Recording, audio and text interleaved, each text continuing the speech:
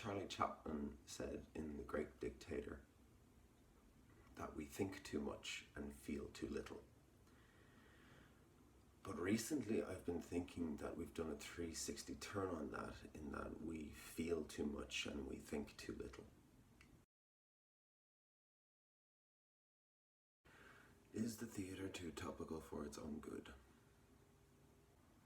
Well, at least not all the time. But the more popular a topic is, the more likely it is for not only the theatre world, but the artistic industry as a whole to start producing works regarding that very topic, which in turn saturates the industry,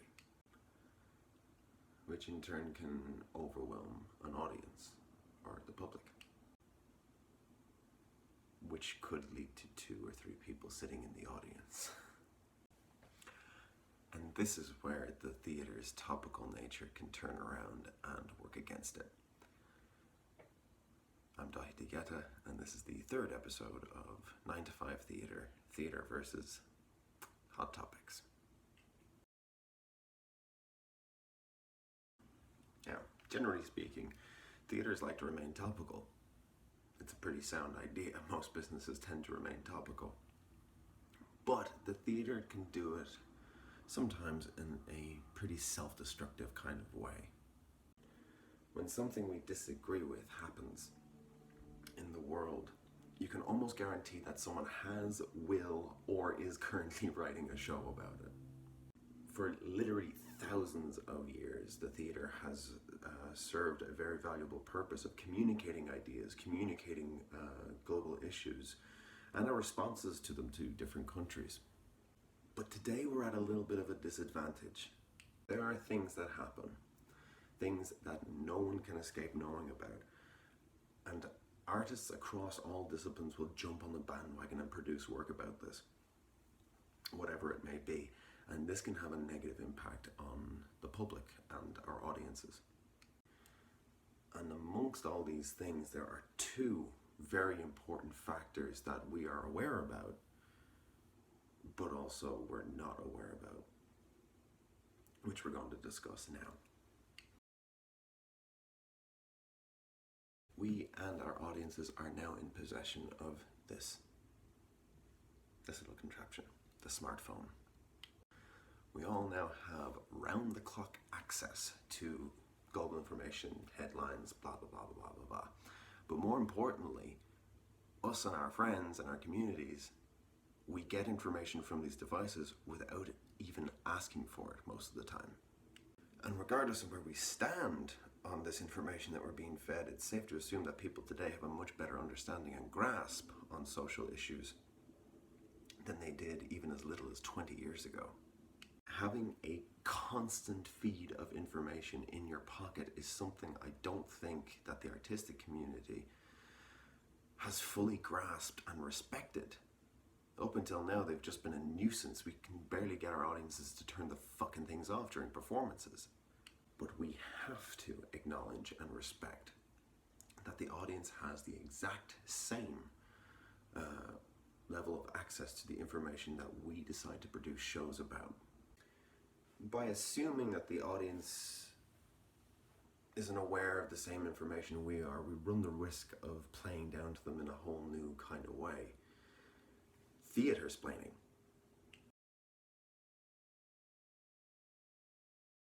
Because if we aren't careful and considerate about how we go about producing our work, we could end up making our audiences feeling cheated, or worse, insulted.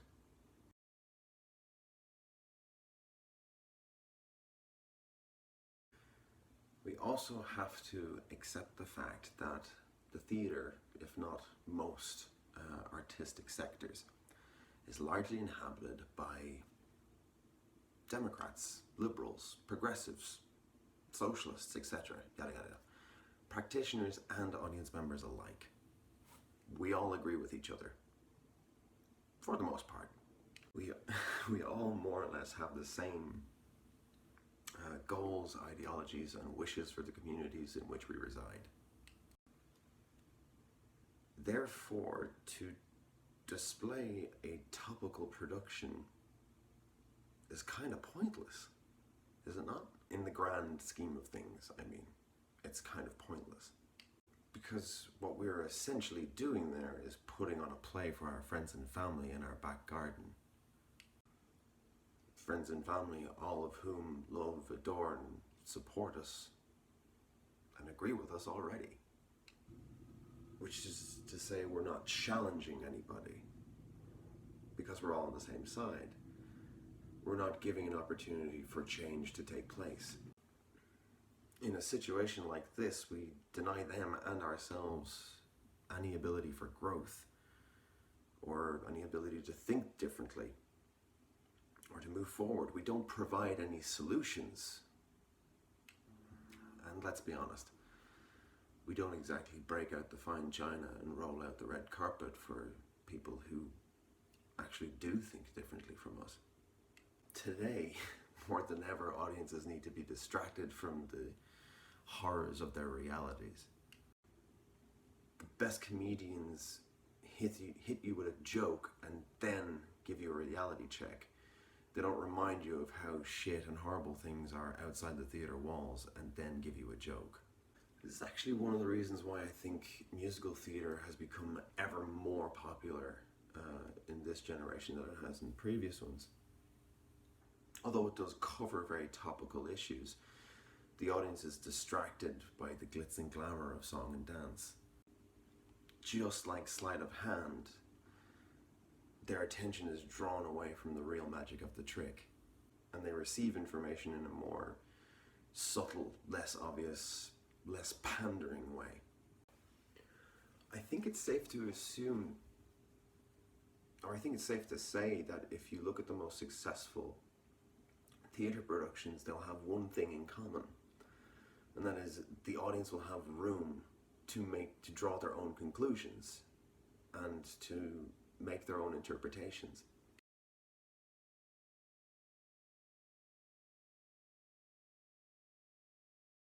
They won't be told how they should feel about something, or told that they are right or that they are wrong in the way they perceive the world. They are allowed the opportunity to interpret what they're seeing for themselves. Almost like they are allowed to create part of the story. And this inevitably leads to after-show drinks and conversations and discussions that lead you into the wee hours of the morning. Yes, Dwight, I'm talking to you. Is that the sun? No. Charlie Chaplin said in The Great Dictator that we think too much and feel too little. But recently I've been thinking that we've done a 360 turn on that, in that we feel too much and we think too little. Because of all the horrible things that happen today, yesterday and tomorrow, we as artists feel as though it is our duty to spread the word about them. And because of all these things that we're facing, but don't necessarily feel like we're facing, like technology or the attendees or whatever it might be, this sometimes leads to rushed productions, painfully obvious adaptations of classical work, and a sheer disregard for the overall intelligence of the audience. We have to be very, very careful in how we produce topical work. We have to at least assume that there is at least one person out there in the audience that doesn't share our ideologies or our thought processes or our beliefs. You often hear in this industry that if your first experience at the theatre is a bad one, you're likely never to go back. Well, what if that was that person? The audience will feel cheated or insulted if we push them too hard, or if we play down to them in assuming that they're unaware, or by at least giving that impression. Going forward, we must always remember that we're living in a world of extremes. Extreme politics, extreme activism, extreme left thinking, extreme right thinking. it's hard to accept that we live in largely a 50-50 world. And as we just said, our 50% already agrees with us. You cannot be virtuous to the virtuous.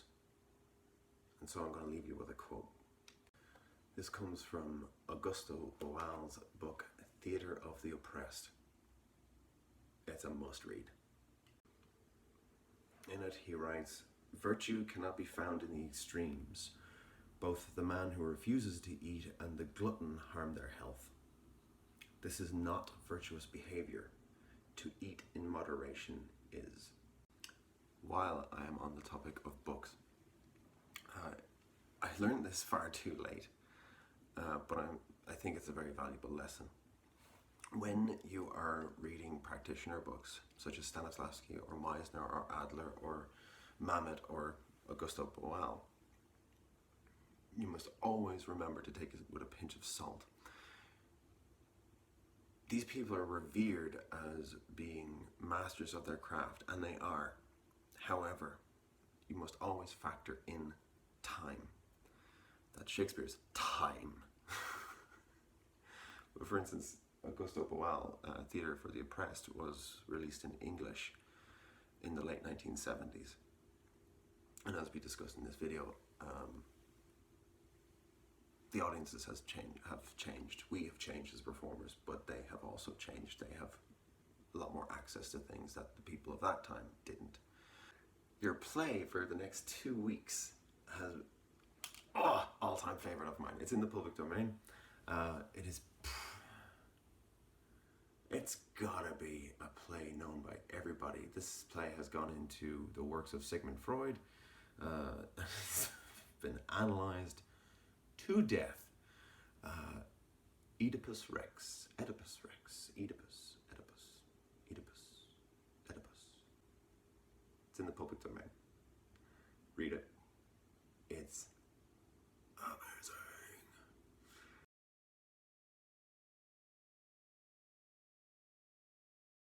Thank you very much for stopping by. And remember, pull up your socks. I can't remember my own catchphrase. Stick it on the pile, pull up your socks, read a play. Thank you.